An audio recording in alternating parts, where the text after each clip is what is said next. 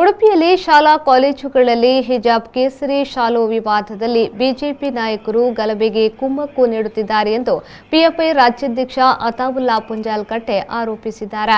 ಅವರು ಉಡುಪಿ ಪ್ರೆಸ್ ಕ್ಲಬ್ನಲ್ಲಿ ಸುದ್ದಿಗೋಷ್ಠಿ ನಡೆಸಿ ಮಾತನಾಡಿ, ಹಿಜಾಬ್ ವಿವಾದ ಮತ್ತು ನಂತರದ ಗಲಭೆಗೆ ಸರ್ಕಾರವೇ ನೇರ ಹೊಣೆ, ಆದರೆ ಕ್ಯಾಂಪಸ್ ಫ್ರಂಟ್ ಮೇಲೆ ಶಿಕ್ಷಣ ಸಚಿವರು ಆರೋಪ ಮಾಡಿದ್ದಾರೆ ಎಂದು ಹೇಳಿದರು.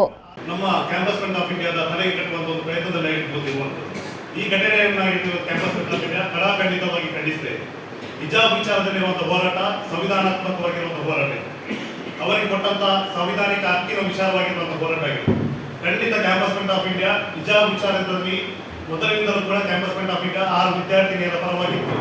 ಇವತ್ತು ರಾಜ್ಯಾದ್ಯಂತ ನಡೆಯುತ್ತಿರುವ ಪ್ರತಿಯೊಂದು ಹಿಜಾಬ್ ವಿಚಾರದಲ್ಲಿರುವಂತಹ ಹೋರಾಟದಲ್ಲಿ ಸಂವಿಧಾನಾತ್ಮಕವಾಗಿ ಕಾನೂನಾತ್ಮಕವಾಗಿ ನಾವು ಆ ಒಂದು ವಿದ್ಯಾರ್ಥಿಗಳ ಪರವಾಗಿ ನಿಲ್ಲುತ್ತೇವೆ ಅನ್ನುವಂತಹ ಸ್ಪಷ್ಟವಾದಂತಹ ಸಂದೇಶವನ್ನು ನೀಡುತ್ತಿದ್ದೇವೆ. ಇಲ್ಲಿ ಎಲ್ಲಿ ಕೂಡ ಕ್ಯಾಂಪಸ್ ಫ್ರಂಟ್ ಆಫ್ ಇಂಡಿಯಾದ ಹಿಂಬದಿಯ ಕುಮ್ಮಕ್ಕುಗಳಿಲ್ಲ.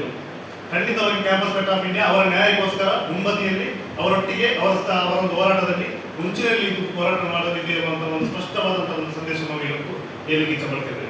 ಇಲ್ಲಿ BC ನಾಗೇಶ್ ಅವರು ಕ್ಯಾಂಪಸ್ ಫ್ರಂಟ್ ವಿರುದ್ಧ ತನಿಖೆ ಆಗಬೇಕೆನ್ನುವಂಥದ್ದು, ಯಾವುದೋ ಒಂದು ಸಂಘಟನೆಯ ಕೈವಾಡಿದೆ ಎನ್ನುವಂಥದ್ದು ಅದು ಯಾವುದು ಬರಲ್ಲ.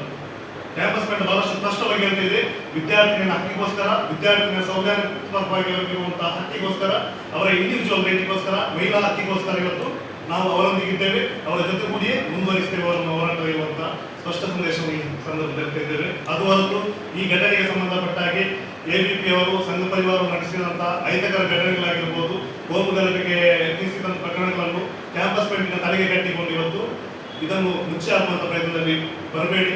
ತನಿಖೆ ಆಗಬೇಕಾದ್ರೆ ಇಲ್ಲಿ ಸಚಿವರುಗಳ ಮೇಲೆ ತನಿಖೆ ಆಗಬೇಕು, ಮಾನ್ಯ ಪ್ರತಾಪ್ ಸಿಂಗ್ ಅವರ ಮೇಲೆ ತನಿಖೆ ಆಗಬೇಕು, MLAಗಳು ಕೊಡುವಂತಹ ಸ್ಟೇಟ್ಮೆಂಟ್ ಮೇಲೆ ತನಿಖೆ ಆಗಬೇಕು, ಪ್ರಮೋದ್ ಮುತಾಲಿಕರಂತಹ ಗುಂಡಗಳ ಮೇಲೆ ಇವತ್ತು ತನಿಖೆ ಆಗಬೇಕು. ಈ ಮುಖಾಂತರ ಇವತ್ತು ರಾಜ್ಯದ ಶಾಂತಿ ಸುವ್ಯವಸ್ಥೆಯನ್ನು ಕಾಪಾಡುವಂತಹ ಜವಾಬ್ದಾರಿಯನ್ನು ಸರ್ಕಾರ ವಹಿಸಬೇಕಂತ ಇರುವಂತಹ ಮಾತನಾಗಿರ್ಬೇಕು. ಇವತ್ತು ಈ ಒಂದು ಪ್ರೆಸ್ ಮುಖಾಂತರ ನಾನು ಹೇಳಿಕ್ಕೆ